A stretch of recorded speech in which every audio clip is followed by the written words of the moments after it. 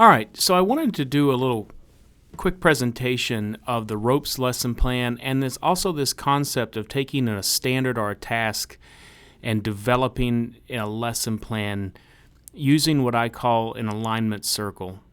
So today what we're going to talk about are all the different resources you have for a lesson plan, talk about how questions are critically important to the lesson plan development process. I'm going to explain this perfect circle, as I call it, and then we're going to briefly talk about the ropes lesson plan. Because by the end of this week, you're going to have to develop a draft of a lesson plan utilizing the ropes system. So we know we've got tons of ideas for lesson plans. You have your textbook, you have advisory boards, you can obviously use Google and Yahoo and other search engines, professional associations, business and industry partnerships that you may have, and kind of an unutilized one many times, doesn't work for every one of our disciplines, but we have these career and technical student organizations, and they have state and national websites. Many of those websites have lesson plan ideas that have been submitted by other teachers, and so it's always a great place to look for lesson plan ideas. And then kind of the bedrock of much of our lesson plan development happens at the standard level. Typically, while it may be different in some states, here in Michigan, we have the Navigator website, ctenavigator.org. And that website has all of the curriculum standards for career and technical education for the state of Michigan. Those standards are a good place to start the lesson plan development process. So when we start talking about lesson plan development, really what we're getting down to is there's this goal of increasing rigor, and you may have heard administrators or other teachers talk about you need to increase the rigor of your courses. But one of the first steps in increasing rigor is asking for every one of your lessons, what truly are you asking students to do? From that, you should get the answer of you're either asking students to remember, you're asking them to understand, you're asking them to apply, you're asking them to analyze, evaluate, or create something. And this may look familiar to some of you because what we're talking about here is Bloom's taxonomy. Here's a graphic representation of the taxonomy.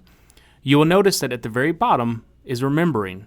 Remembering is the lowest level of learning, whereas creating, when a student creates something, they're involved in one of the highest levels of learning.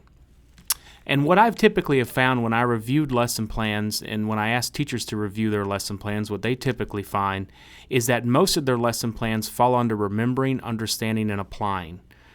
And sometimes that's a hard pill to swallow, but it is fundamentally true. For instance, some people would think that students are creating something if, let's say, you say, develop a marketing campaign. But really what they're doing is you've taught them about marketing, you've taught them about how a marketing campaign operates, so that would fall under the remembering and understanding, and then you give them an assignment, and the assignment is to apply what they have remembered and understood, and that assignment was that marketing campaign. So while they are creating something, they're creating something using what you've already taught them to understand and remember. And therefore, that's an application of learning. That's not truly creating something from nothing. So you can understand how it's very difficult for us to do what I'm asking you to do with many of your lesson plans, and that is push them up to a higher level of learning. Now, remembering and understanding are still critically important areas. However, I think for students to truly understand and retain the knowledge, then we have to develop lesson plans that ask for a higher level of learning. So I encourage you to go online, and there are plenty of places where you can find great information on Bloom's and how do you initiate a higher level of learning. But this is kind of a simplified version of it. So remembering, a question that can be asked is, can the student recall or remember information? Whereas if you look at analyzing, it says, can a student distinguish between different parts? And if you look at evaluating, can a student justify a stand or a decision? So some of the associated action verbs for evaluating would be appraise, argue, defend, judge, select, support. And then creation, the highest level of learning, can the student create a new product or maybe even a new point of view? And so you can see how that's a much more difficult lesson to design. And so I encourage you, it doesn't have to be for this lesson, but for most of your lessons that you develop, I want you to ask that question of what am I truly asking students to do? And if there's an ability to strengthen the lesson, to put it into a higher level of learning, then I encourage you to do that. So let's talk a little bit about this alignment circle, and we'll talk about how it fits within what you have to do. So at the top of the alignment circle, I put standards. Now, if you don't like the word standards, or maybe your state doesn't utilize standards, they utilize objectives or tasks, whatever it may be, you have these things that you've been asked to hopefully have students master, and it's usually a long list, right? So let's just start with a very simple process here. Let's take one standard. We'll take one standard, and the goal is to take that standard and turn it into something that we can work with. And for the sake of this assignment, we call that an overall objective or a terminal objective. Now, the goal of doing that is that sometimes these tasks and standards or objectives, whatever you want to call them, they sometimes are written poorly. And it's hard for you to actually develop a meaningful lesson based off of that standard. And so our goal is to take that standard and turn it into something that we can use as a teacher. And I'll talk more about that in a minute. And then after we do that, we then are going to think about what are the steps involved in getting a student to master that overall or terminal objective. Because as you probably recall, some of these standards are quite vague. And so we take that vague standard, we turn it into something that's measurable, the terminal objective, but then that in itself is also broad. And so then we got to think about how are we going to enable the student to master that overall broad objective. And then after we do that, we now have basically an outline of the things that we need to try to help students master. Those are your enabling objectives. And so now is an excellent time to start thinking about assessment, right? So while conventional wisdom would say, okay, I've got my enabling objectives, now I'm going to shoot straight towards developing lessons. Actually, if you want to develop a lesson that is directly connected to the assessment, then you're going to want to at least think about the assessment to begin with.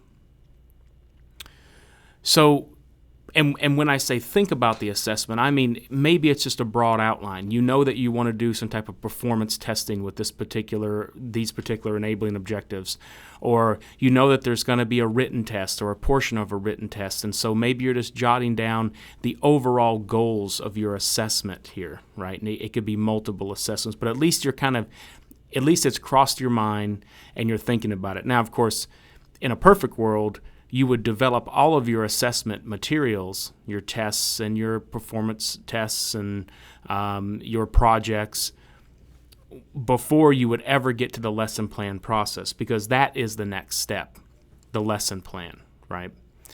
And once you do that, then you've done something that's really, really important.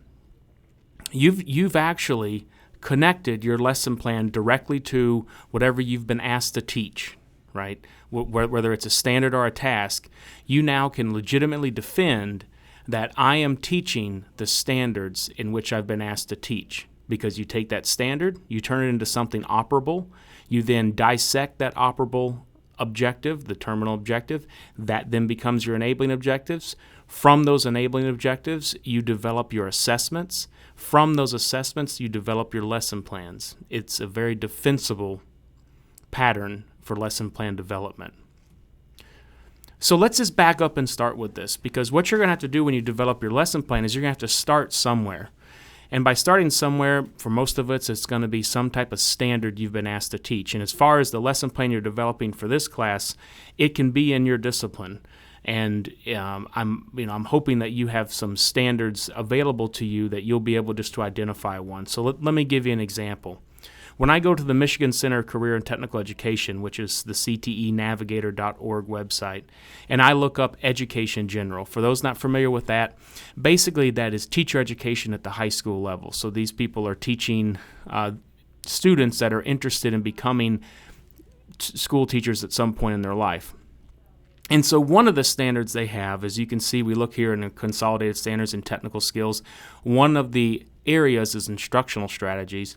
And under there is a standard that says the student needs to be able to use learning activities and assignments to challenge and engage learners.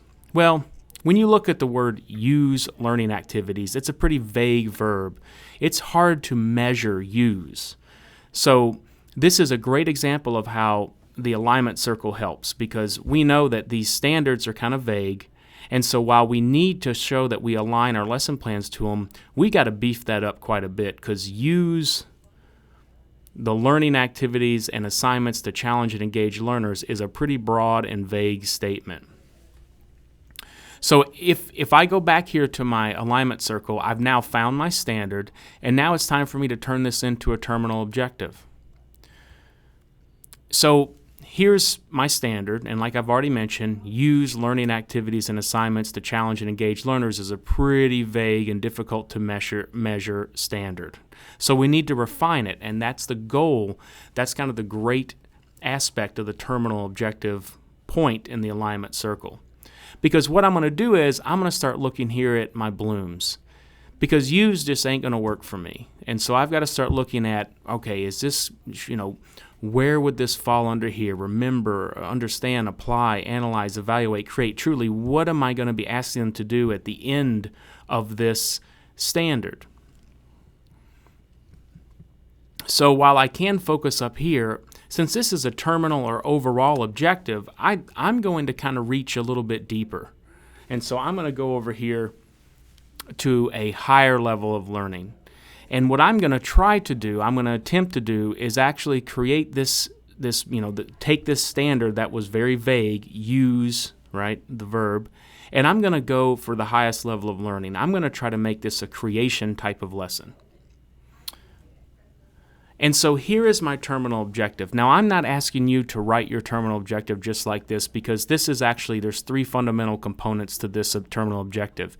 You've got your condition, which is given various classroom scenarios, which is a part of what I plan to do. The student will, and then right after the will, this is actually what I've done to the standard. I've rewritten the standard to a higher level of learning. And so I'm actually saying the student will create the most engaging format of instructional strategies for each scenario. Now, this truly is a higher level of learning, because I'm not saying that they're going to pick out of a scenario, they'll pick the most engaging. I'm saying I'm going to give them a scenario, and then they have to actually develop an entire format of instructional strategies that would help with that particular classroom scenario, that will help the student master the subject. And then I've got the third component of the terminal objective is that you've got to have some type of accuracy statement, and that's called the criterion portion of the terminal objective. And so for here, I'm going to develop an overall rubric, and they need to meet at least 80% accuracy according to that rubric.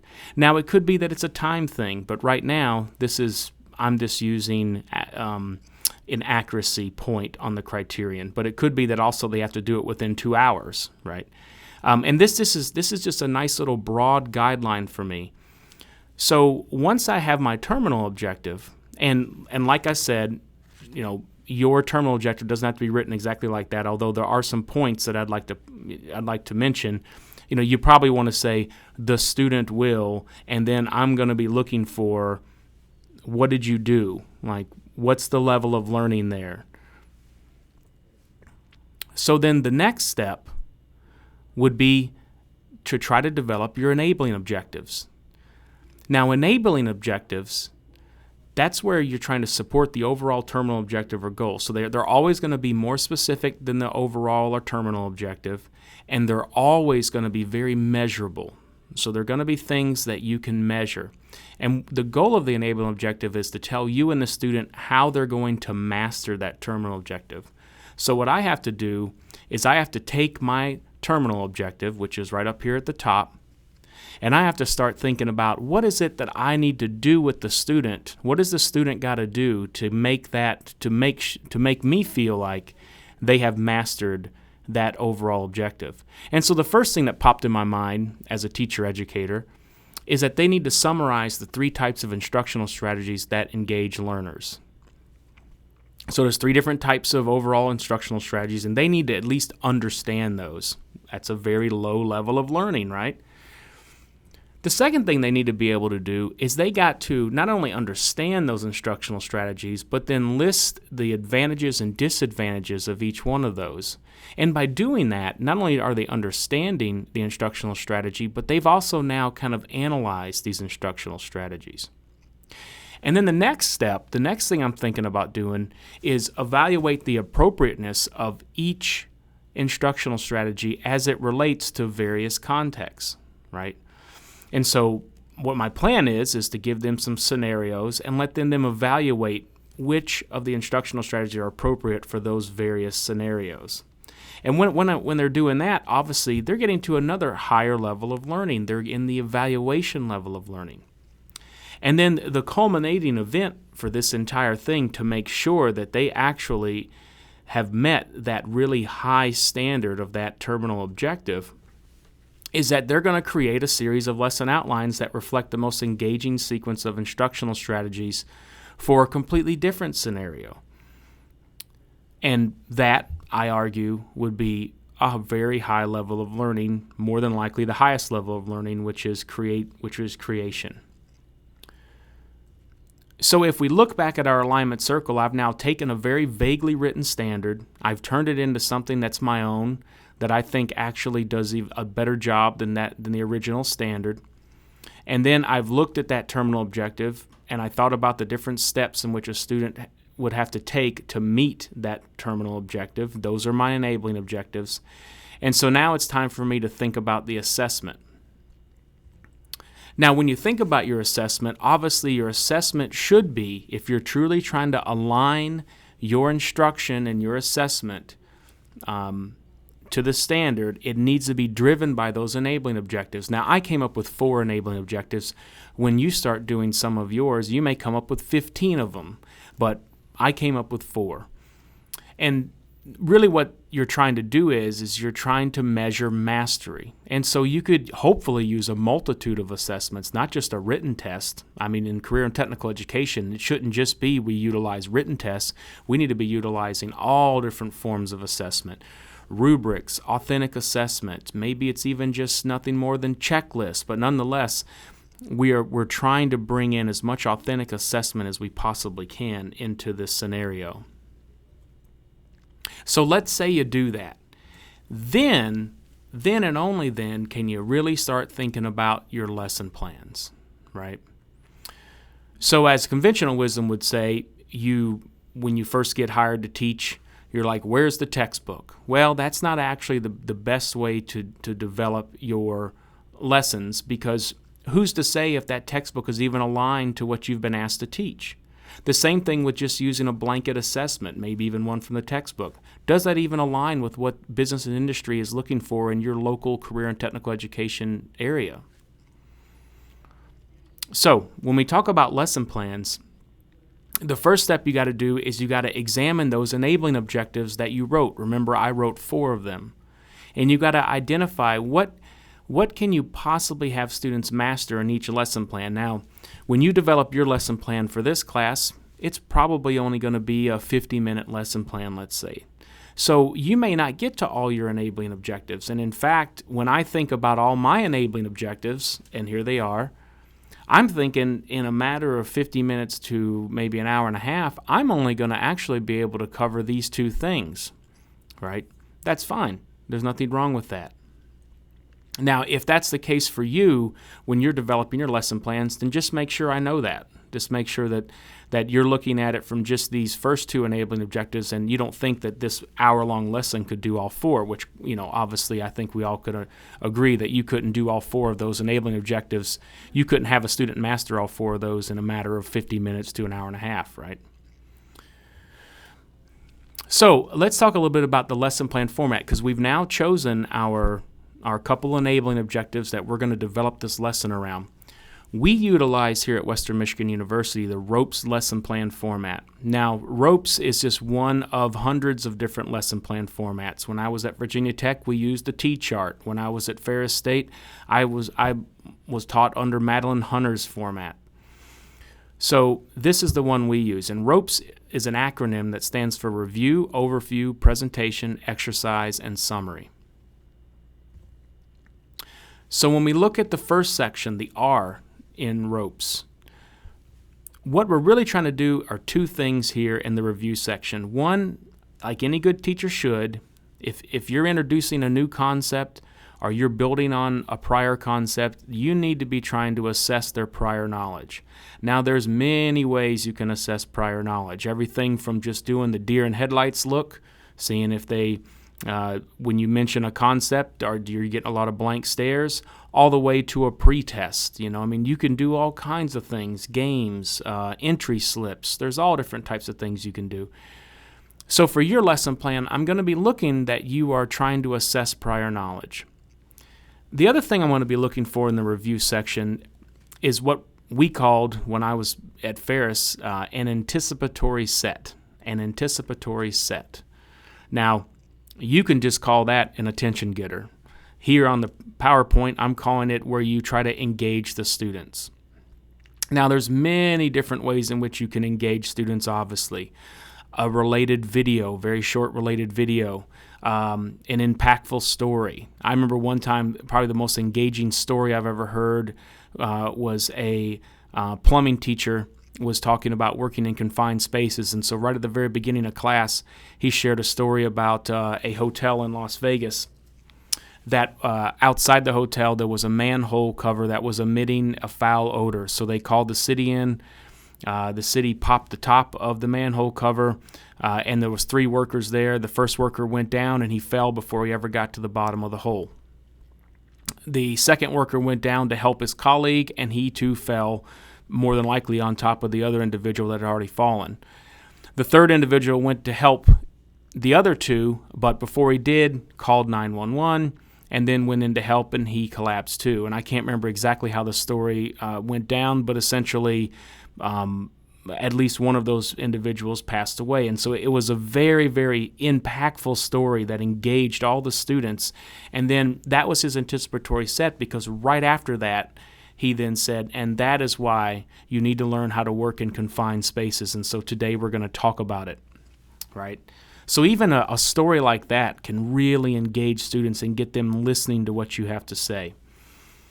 So you can do that with audio, with maybe it's an audio story. You could do it with music, right? You could do it with some type of model you have to show them what they're about to potentially at the end of this lesson or end of this unit be able to develop or make, right?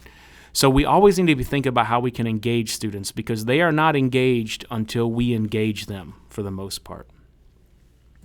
So for my example, I start thinking about, well, what am I going to do to assess prior knowledge? Well, what I'm going to do is for homework, so we don't waste time in class, I'm going to have them define the 3 types of instructional strategies, because they're very common. And so they could Google them. I could give them some resources. They could define them with a little worksheet.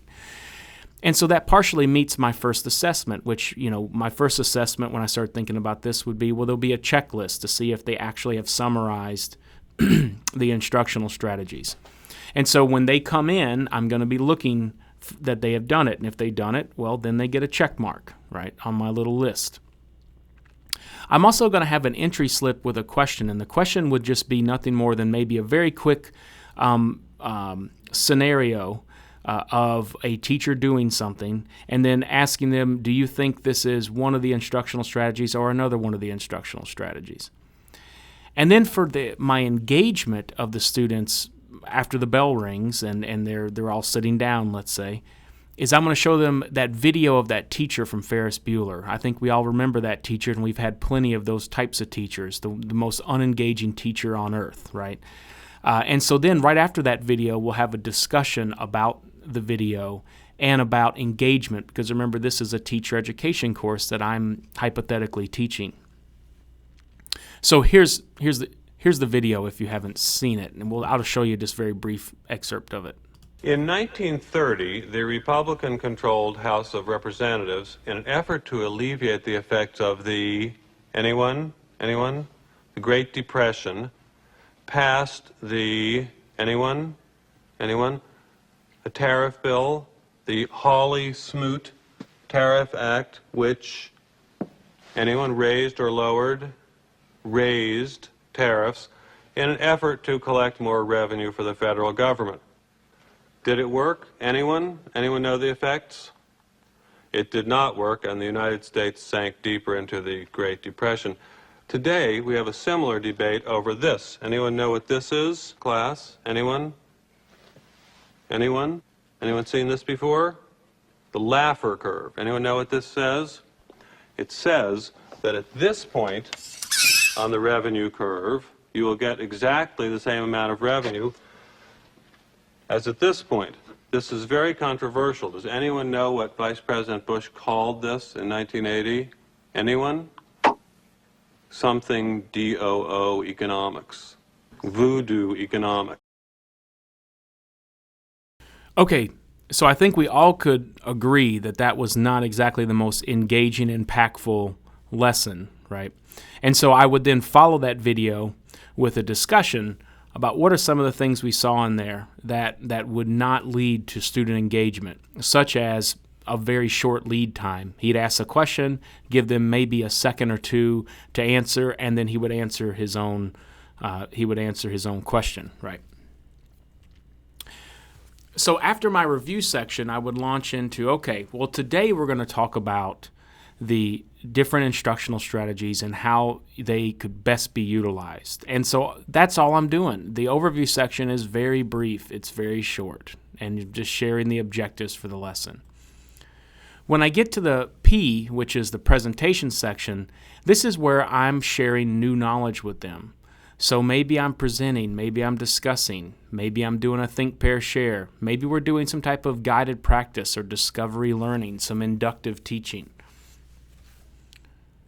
So my example, I'm going to have a classroom discussion on the different instructional strategies. We're going to share I will share the strategies with within each category, and then share an example of an instructional strategy plan. For the exercise section, that's basically where you then, whatever new knowledge you share with them in the presentation section, now it's time for them to work on independent practice with it, or maybe facilitated work, or maybe it's group work. And the whole idea is to practice mastering the concept that we just got done talking about in the presentation. So for the sake of this assignment, I decided what I would do is I would pair them with another student and have them identify the advantages and disadvantages of each strategy, as well as the best uses for each one of them. Now, when it comes to the summary section, there's really what we're trying to do there is we're trying to end the lesson, and also, more importantly, we're trying to prove that they have mastered the lesson plan material or the concept that we just shared with them. So once again, this could be as simple as just asking some questions of random students to see if any of them are answering something remotely close to what they just learned. Or it could be something as far as a post-test. And then there's all kinds of things in between. Maybe it's an exit slip. Maybe it's a fun game you play where you recap some of the concepts you just shared. So for me, what I plan to do is have groups share their findings. I will then collect the work, and later on I'll use a rubric to assess it. So, to see, at least before the next class, to see did they understand it, or do we need to talk about it again more the next time we meet. I'm also going to, at the very end, pass out a matching worksheet and have students identify appropriate instructional strategies for the scenarios that are on the worksheet.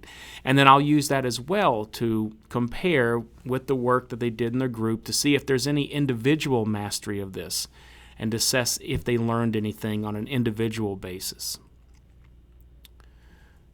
So, reflecting back on my lesson, I only wanted to do the first two enabling objectives in this lesson.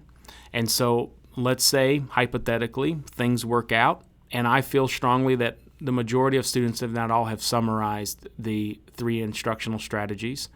and had listed the advantages and disadvantages of each one of the strategies, right? And really, when it came down to, we actually touched a little bit upon the third enabling objective, which was to evaluate the appropriateness of each instructional strategy, but we haven't quite got there. I'm going to dive into more of that the next time we meet. Okay, so we've taken our standard, we turned it into a terminal objective that we could work with that's measurable and has a high level of learning. We then looked at that terminal objective and we said what steps are students needing to take to meet that terminal objective, and those became our enabling objectives. We then took our enabling objectives and at least had a rough idea of what our assessments should look like. From that, we then started developing our lesson plans, which really were driven by our enabling objectives. And by doing that, we can truly say that our standards, everything meets. It works backwards and forwards. Our standards are our lesson plans, are our assessments, our enabling objectives, are our terminal objectives. It's all one and the same. I hope this has helped you.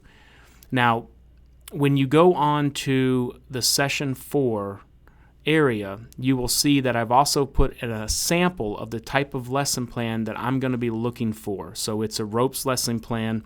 I'm going to want you, I think the only thing wrong with that sample is that particular student did not identify the levels of learning for their terminal objective and their enabling objective.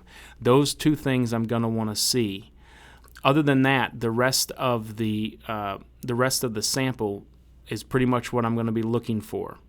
So please provide that by Sunday, and then although I haven't mentioned this before, I believe strongly in mastery learning. And mastery learning basically stands for A, B, or not yet. So if you do flounder on this lesson plan assignment, realize that I will give you an opportunity to resubmit as long as you submitted it on time and showed significant effort towards it. Good luck, and if you need to clarify anything, just contact me.